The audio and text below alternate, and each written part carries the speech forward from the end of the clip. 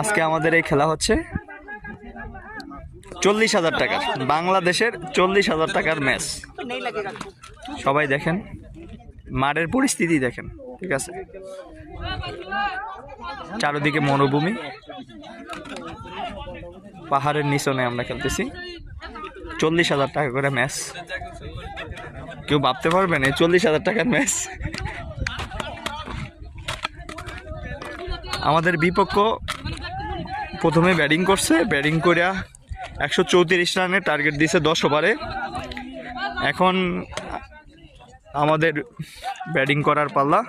আমাদের ব্যাটিং নামছে মাসুম আর আওলাদ। ইনশাল্লাহ আমরা আশাবাদী, আমরা জয় হব। কারণ এই মাঠ বেশি বড় না, এই ছোট মাঠে আমরা যদি না জিততে পারি তাহলে আমাদের ভাগ্য খারাপ আমি মনে করি। ইনশাল্লাহ আশা আছে আমরা জিতবো।